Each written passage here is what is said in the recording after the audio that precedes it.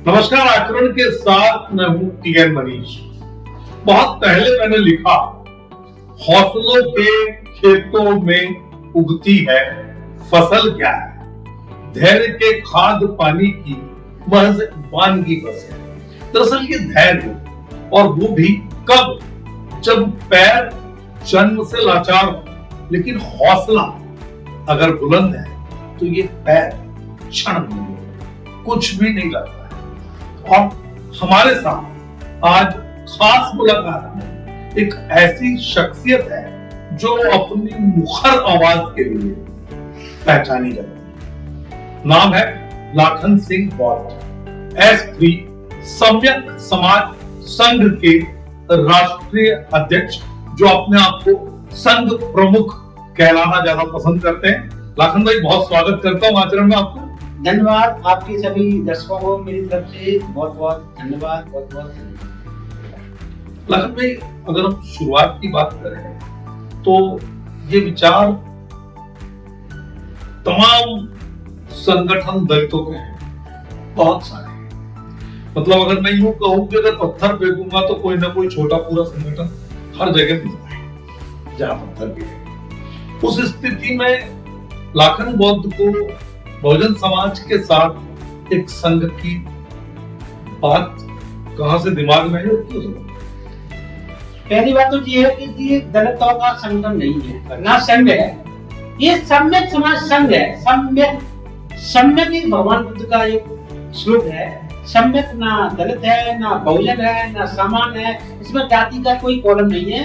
ये मानव को जो संवैधानिक अधिकार मिले हुए हैं, उन अधिकारों को दिलाने के लिए ही सम्यक समाज संघ की स्थापना हुई। कब दिमाग में ये विचार आया, क्यों आया, और ऐसा क्या देखा आपने कि आपको लगा कि देश में, हिंदुस्तान में कोई ऐसे संघ 3 नाम से कोई संगठन चलाना चाहिए? क्योंकि मैंने देखा इस देश के अंदर, जब मैं छात्र जीवन में था तब से मैंने सारे संगठनों को पढ़ा, आरएसएस को मैंने मीडिया के माध्यम से देखा, तो कितने भी अत्याचार पूरे देश में हो रहे हैं। आज तक उन अत्याचारियों को सबक सिखाने के लिए आरएसएस ने कभी बात नहीं रही।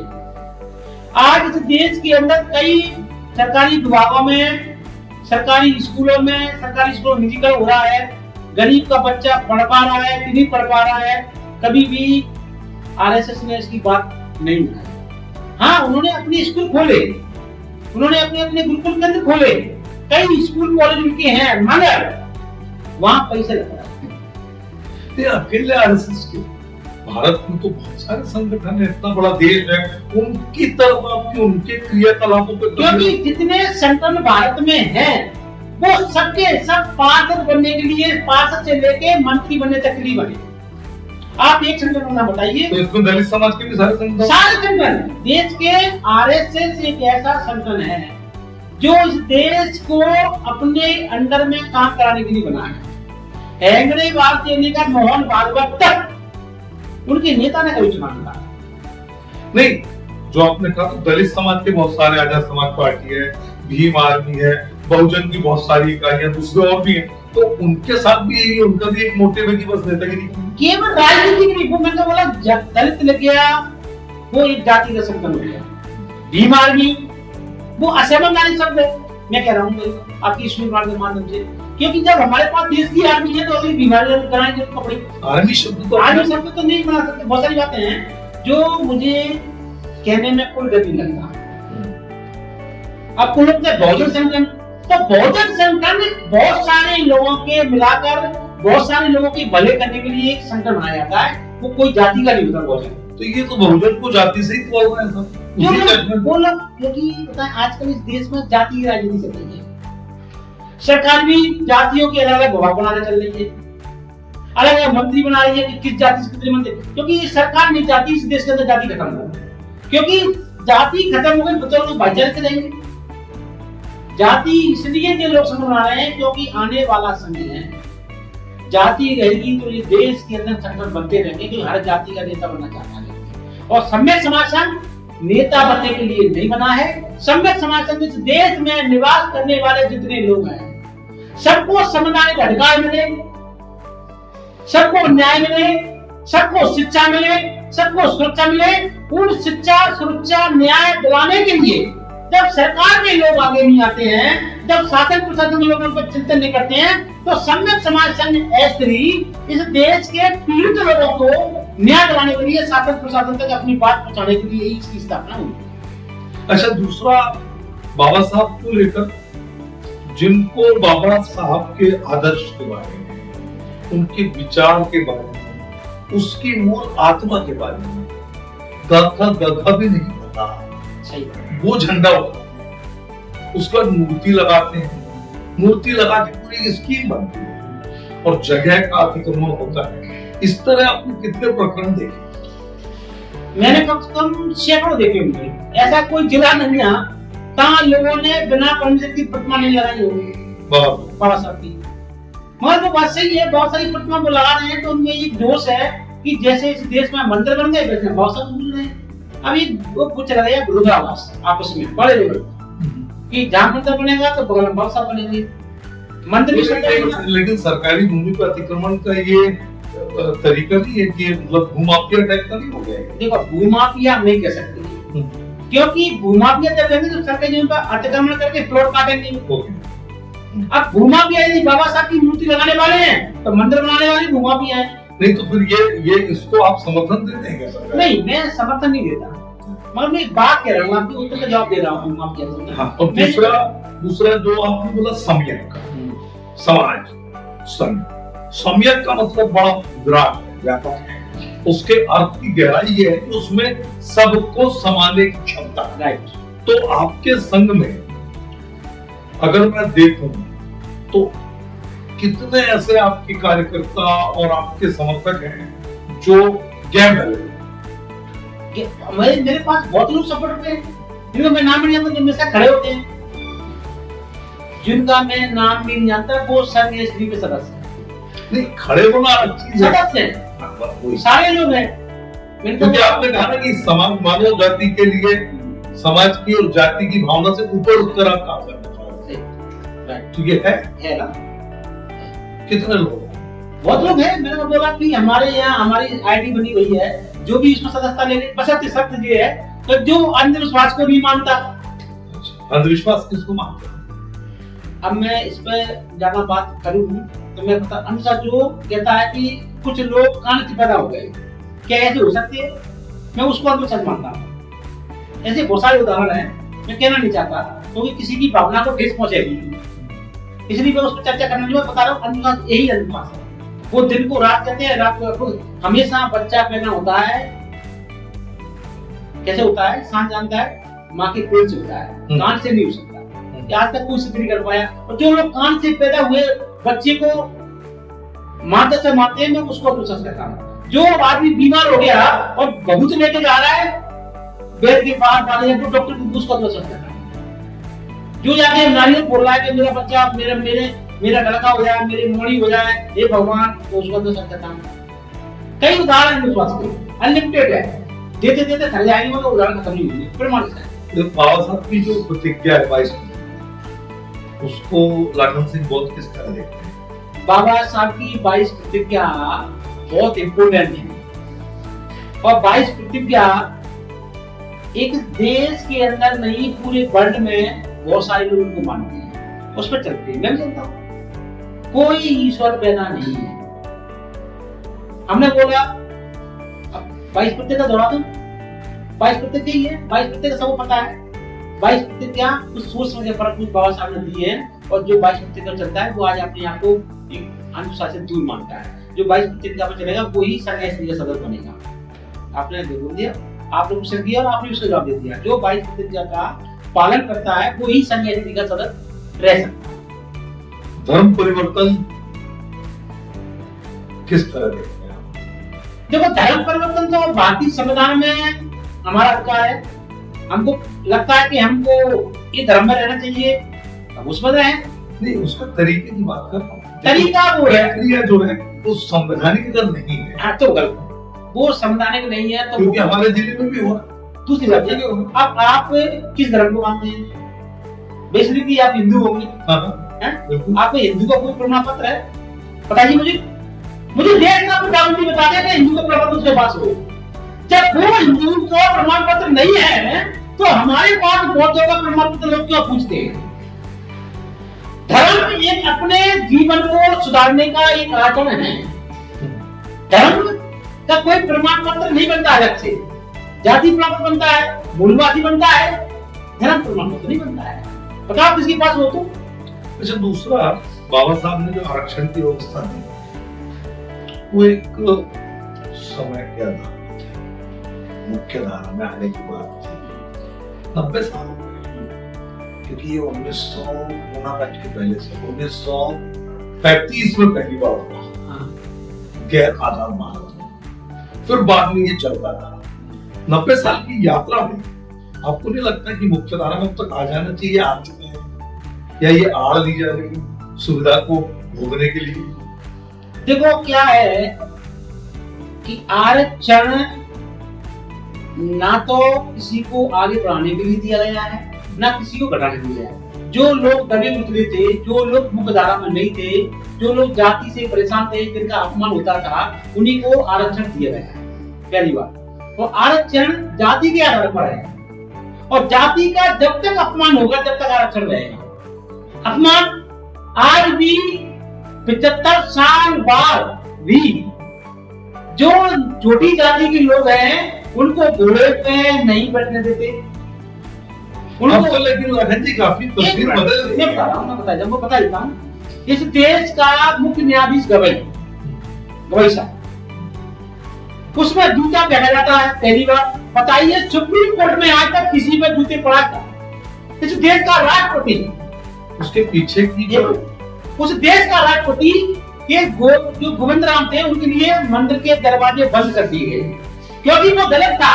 मीडिया ने, आपकी मीडिया ने दिखाया, उसके बाद वो जाने के बाद उस मंदिर की सीढ़ी धोई गई।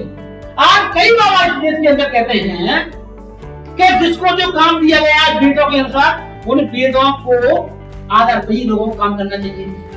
मैं नहीं बोल रहा, आपको बहुत प्रमाण मिल जाएगा। मनुवाद पे आ गए आप? नहीं, वो जाति में आ रहा हूँ, मनुवाद पे नहीं। मैंने क्या बोला, आज बताइए इस ग्वालियर के अंदर बैठे हैं, पूरे देश में नगर निगम के गटर साफ कौन कर रहा है?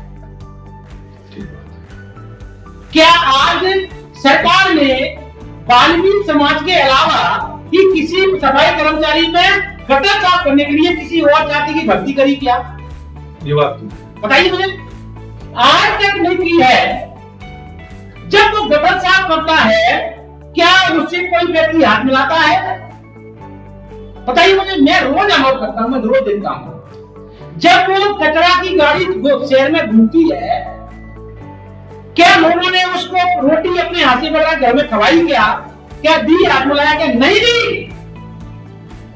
क्या आज इस ग्वालियर के अंदर बड़े बड़े जो मंदिर है, क्या उनका पुजारी कोई ब्राह्मण के अलावा, समाज जाति के अलावा क्या कोई वाल्मीकि समाज का व्यक्ति है?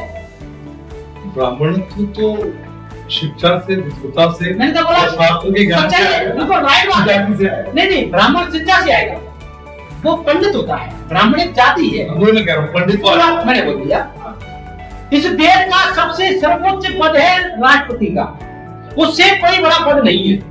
उसके बाद मुख्य न्यायाधीश सुप्रीम कोर्ट का अपमान हुआ, पूरी मीडिया ने दिखाया। मैं आम मीडिया को धन्यवाद देना चाहता हूँ, जो लोग नहीं जानते थे उन लोगों तक मीडिया ने बात पहुंचाई कि दलित राष्ट्रपति था, इसलिए उसकी अपमान हुआ। अच्छा, जो आरक्षण को हम बात करें, जाति रहेगी तब तक आरक्षण रहेगा? जाति रहेगी तब तक आरक्षण रहेगा, और जाति हम तब तक खत्म नहीं मानेंगे जब तक लोग आपस में भाईचारा के साथ भाईचारा तक हो गया है। अब तो हर कोई किसी के खाने जाता है, हर कोई जा रहा है। जब तक वो रोटी बेटी का रिश्ता हर जाति के अंदर रिश्ता की वजह। तो वर्मा आईएएस ने जो बयान दिया, इसने वर्मा आईएएस ने, उसको किस तरह देखते हो? देखो, मैं उसकी भावना क्या थी, कैसी थी, कहने का उद्देश्य क्या था, मैं उसको जानना चाहता हूँ। मैं अपनी बात कहता हूँ। नहीं, क्योंकि वो 14 सेकंड की क्लिप तो आई, उनका ये अपना सफाई का कहने की मेरा तो 1 घंटे का बयान। मेरा उसमें जो भावार्थ था वो ये था कि रोटी बेटी के संबंध वाली बात जो आप कह रहे हैं, देखो क्या है कि उसकी जो बात थी वो एक सब प्रूफ करता था प्री प्लान था, प्रोपेगेंडा, हाँ पूरा बना हुआ उनका कि आपको कौन सी वीडियो दिखाना है, आपको कौन से शब्द बोलना है, वो सबके सब वहीं से हैं। उसका उद्देश्य था। मैं बोलना चाहता हूँ कि जब वर्मा जी आईएएस हैं, उसने अभी तक मैं आपके मीडिया में, उसने आईएएस बनने के बाद कितने स्कूल खोले समाज के लिए, कितने शिक्षा के केंद्र खोले, अपने कितने भाइयों को पढ़ाया, जिस समाज से वो आते हैं, कितने बच्चों को उन्होंने आईएएस के लिए कोचिंग फ्री करवाई, कितने बच्चे उनके मृत्यु तक पढ़ रहे हैं, मुझे बताएं। तो बड़ी मछली छोटी मछली वो खा रही है, अरे वो खा रही है, वो खाती रहे। आप ये देखो ना, हमने तो बोला दलित समाज के जो क्रीमी लेयर में आ गए, उन्होंने अपने पड़ोस वालों की भलाई की। आज उदाहरण है, अचलेश्वर मंदिर का जो पुजारी है, वो पुजारी खुद बना रहता है और बाद में चाहता मेरा बच्चा ही बने, वो पड़ोसी पंडित नहीं बने। विरासत चल रही है, विरासत है वो तो। अब विरासत को तभी खत्म हो पाएगा। अच्छा, दलित कब तक अपने ही समाज की नेतागिरी, राजनीति और पार्टियों के हाथ की कठपुतली बना? ये सब तुम दलित नेताओं से पूछना जो दलितों की राजनीति करते हैं। लाखन सिंह को दलितों की राजनीति नहीं करता है। लाखन सिंह इस देश में मानव को समानता हक दिलाने के लिए राजनीति करता है, समाज सेवा करता है। मैं दलित राजनीति नहीं करता।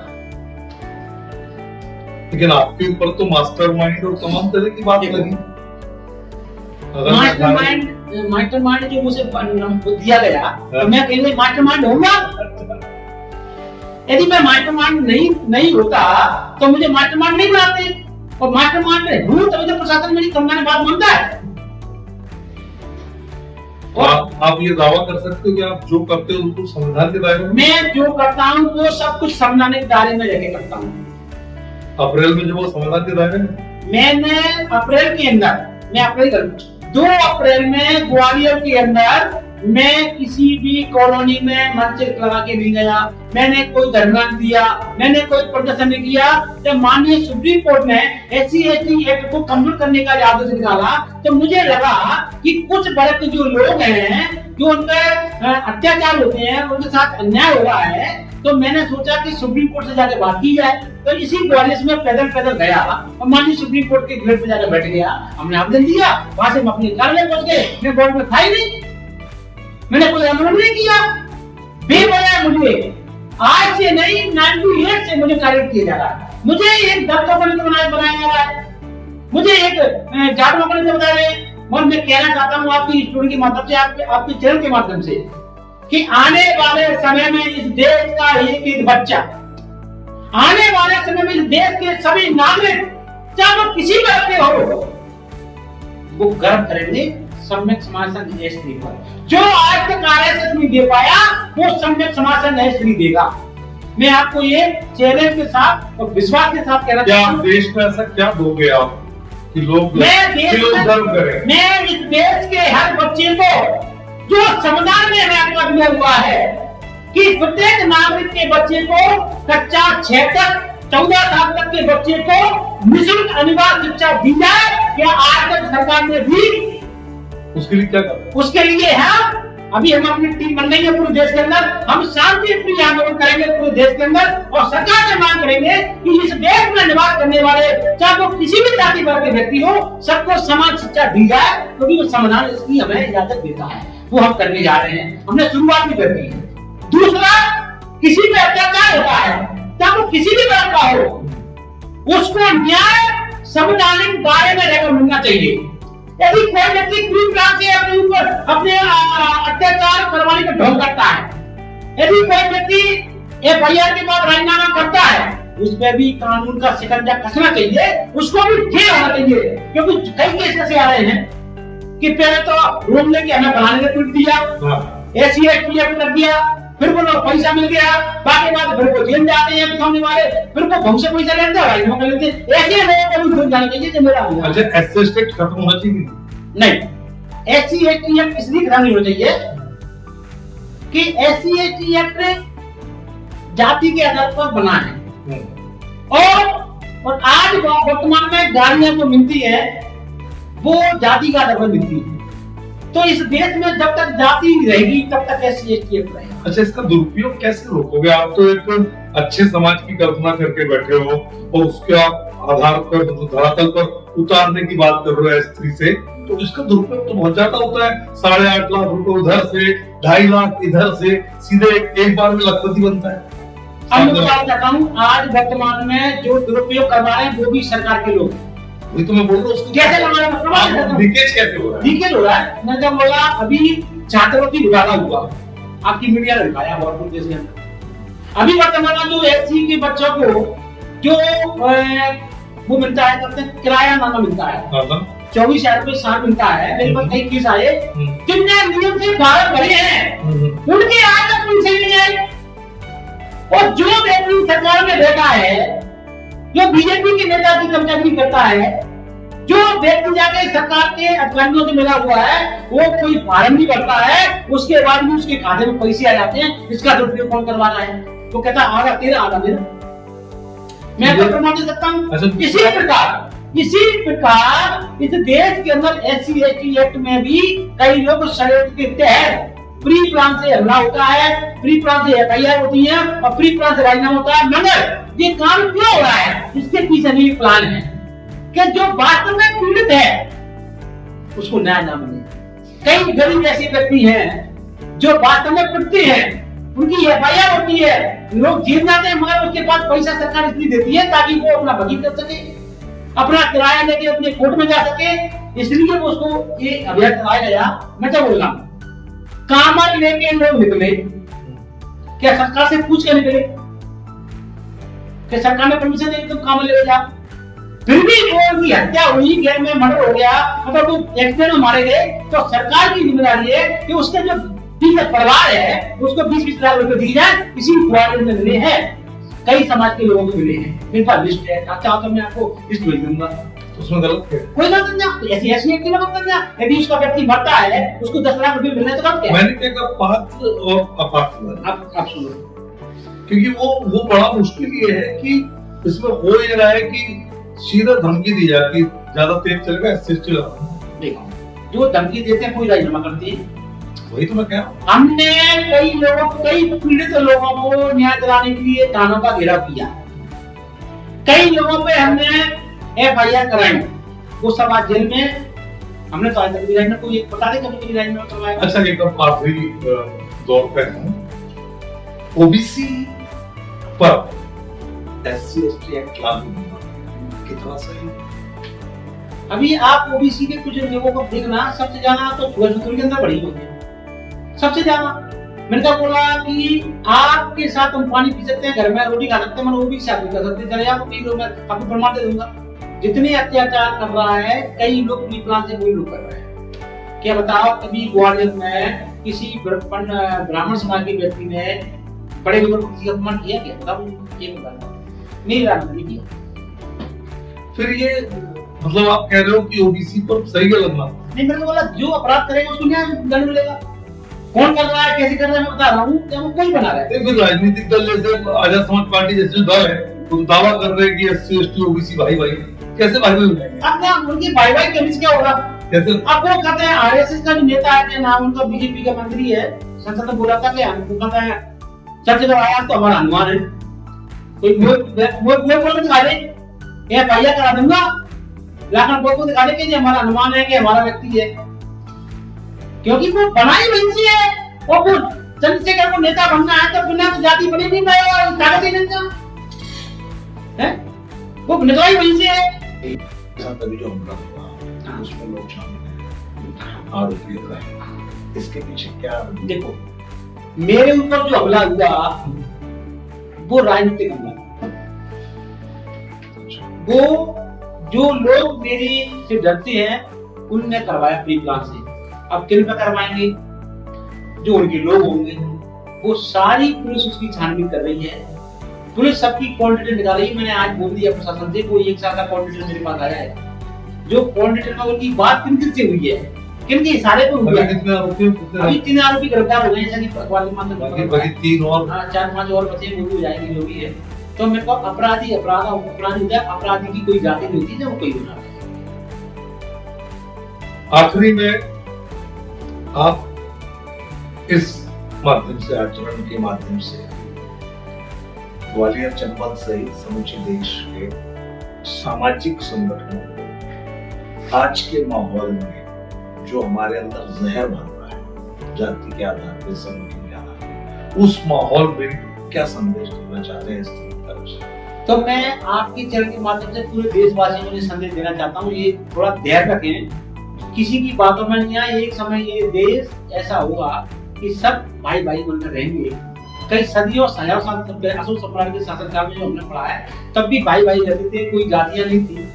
और अब समय आ रहा है, अब अंडरमेड के साथ शादी बहुत हो रही है, कई लोग कर रहे हैं, आप डाटा निकालोगे तो बहुत लोग कर रहे हैं और बहुत लोग भाई भाई बनकर रह रहे हैं। मेरे साथ तो आज तक कभी ऐसा नहीं हुआ है। मेरे सारे मित्र हैं, सारे बहुत सारे लोग हैं।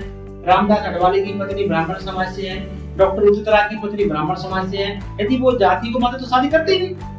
कई उदाहरण ऐसे, तो वो समय आएगा धीरे धीरे। मगर जो लोग अनभिज्ञ हैं, जो अशिक्षित हैं, जिनको ज्ञान नहीं है, वो इस सिस्टम को जो रहे हैं। लेकिन वोट की राजनीति में कट्टरता तो फैला रही है ना सारे संगठन, जाति की कट्टरता, वहां की कट्टरता, इसकी कट्टरता, उसकी कट्टरता, सब तरह की कट्टरता चल रही है। ये कहाँ ले जा रहा है? ये सरकार का पूरा प्रोपेगेंडा है। सरकार चाहे तो 1 मिनट में जाति खत्म हो जाएगी, 1 सेकंड देगा। सरकार लेते का जो जाति लिखेगा केस जीत जाएगा, संपत्ति क्रूप हो जाएगी और कुछ लिखेगा ही नहीं। क्योंकि सरकार नहीं चाहती इस देश में रोजगार मिले। तो आरक्षण खत्म हो जाएगा। आज सब खत्म, मैं कहूँ आरक्षण खत्म कर दो, शिक्षा कर दो लागू, ये सभी बच्चे किसी भी समाज के हो कहीं भी फ्री में पढ़ सकते हैं। शिक्षा जब फ्री में मिलेगी, आरक्षण जरूरत नहीं पड़ेगी। शिक्षा फ्री कर दो, रोजगार फ्री कर दो। आज मेरी तो ये व्यवस्था पैदा कौन कर रहा है? सरकार। ये सरकार सारा काम कर रही है कि जाति खत्म ना हो, और इसका भी अभियान चल रहा है धीरे धीरे। सोशल मीडिया पर आपको मिल जाएगा, हमारी टीम बन रही है। हम सरकार से मांग करेंगे इस देश में जब तक जाति रहेगी तब तक आरक्षण रहेगा, जाति खत्म कर दो और सब खत्म हो जाएगा। चलिए, तो आप थे लाखन सिंह बहुत, जिन्होंने बहुत बेबाकी से तमाम सवालों के जवाब दिए, और हम ये उम्मीद करते हैं कि इस साक्षात्कार से लोगों के बीच में ये बात पहुंचेगी कि सामाजिक संगठन जरूरी नहीं कि केवल एक जाति विशेष के नाम पर ही अपनी रोटी सेकें। आज इस दौर में भी ऐसे संगठन हैं जो वास्तव में पीड़ितों को पीड़ित की तरह से देखना चाहते हैं, ना कि जाति के चश्मे से। आप आए, अपनी बात रखी, बहुत बहुत धन्यवाद हमसे जुड़ने और तमाम बातचीत के लिए शुक्रिया।